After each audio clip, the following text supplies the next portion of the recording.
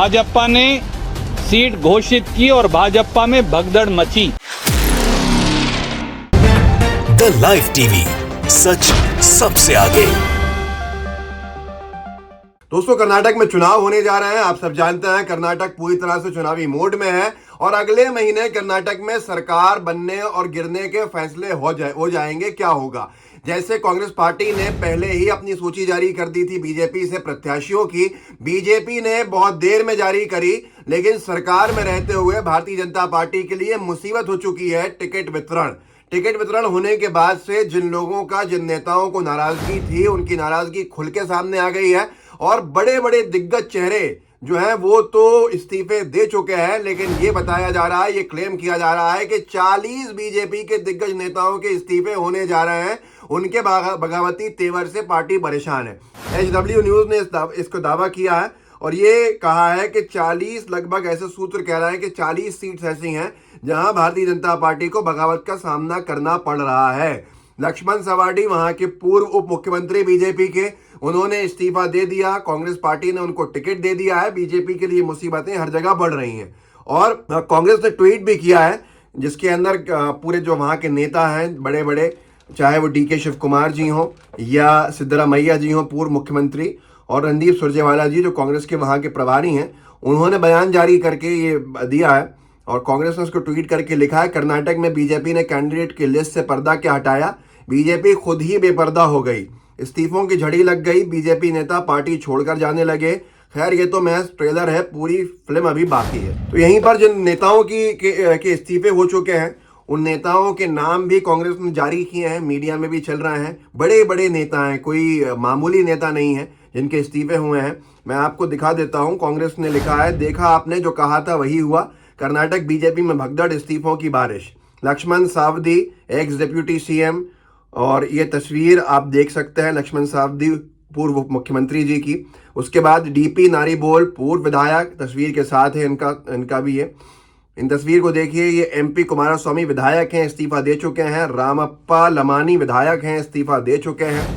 कांग्रेस ने ये दावा किया है और साफ मीडिया में भी आने लगे हैं ये लोग। गुलेट्टी शेखर विधायक हैं, इस्तीफा दे चुके हैं। शंकर R विधान परिषद से सदस्य हैं, इस्तीफा दे चुके हैं। ये S अंगारा हैं, मंत्री रहे हैं, उन्होंने इस्तीफा दे दिया।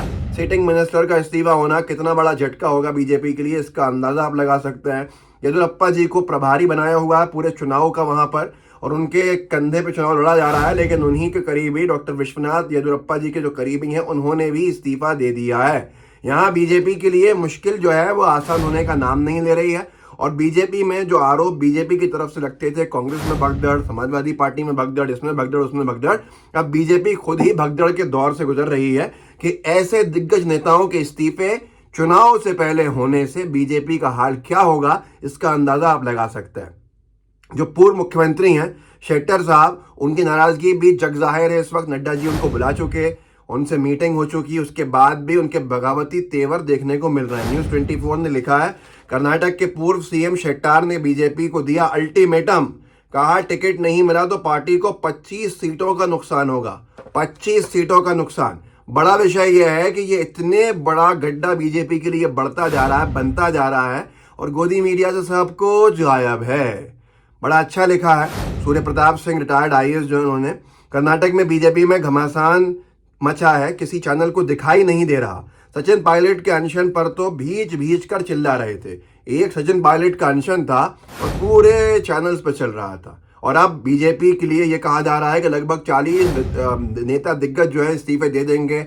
8-10 के बड़े बड़े नेताओं के इस्तीफे हो चुके, जो विधायक, विधान परिषद के सदस्य, पूर्व मुख्यमंत्री और पूर्व CM के बगावती तेवर भी देखने को मिल रहा है। उसके बावजूद भी मीडिया के लिए ये बहुत इंटरेस्ट का विषय नहीं है। आप अंदाजा लगा सकते हैं कि हम कितने स्वतंत्र मीडिया में जी रहे हैं। सुरेंद्र राजपूत जी ने एक वीडियो डाला है कन्नड़ भाषा के अंदर।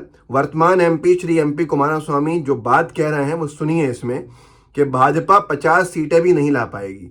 सुन लीजिए, कन्नड़ के साथी जो होंगे वो पहचान लेंगे। और बाकी मैं इसका सिर्फ एक अंशभाग लगा रहा हूँ 7-8 सेकंड का, ताकि आपको अंदाज़ा हो जाए कि वो बोल रहे हैं। और उनका जो कहने का जो अर्थ है, हिंदी ये मैं अनुवाद जो कहें हिंदी उर्दू में, वो यही है कि बीजेपी 50 सीट भी नहीं ला पाएगी। देखिए, 5 सीट ದಾಟಲ್ಲ ಬಿಜೆಪಿ ಆಯ್ತಾ.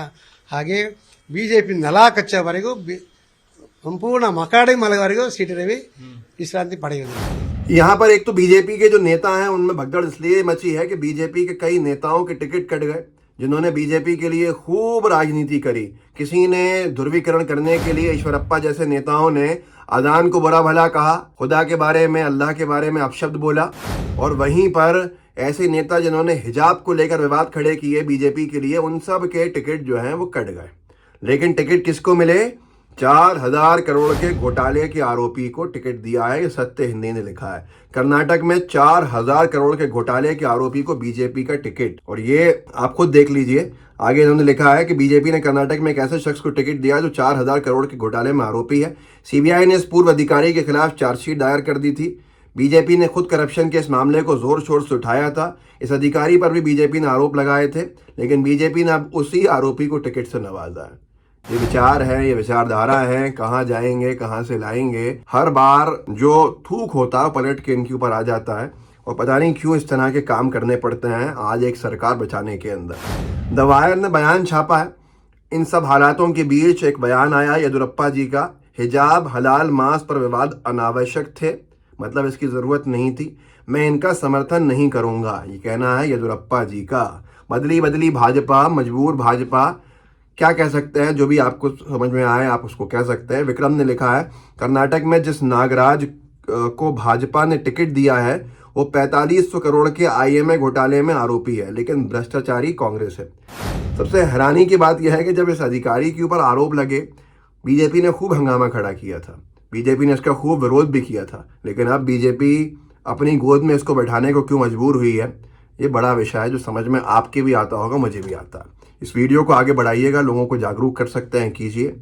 लाइव टीवी को सब्सक्राइब भी कीजिए, बेल आइकन भी दबाइए। जय हिंद, जय भारत। द लाइव टीवी, सच सबसे आगे।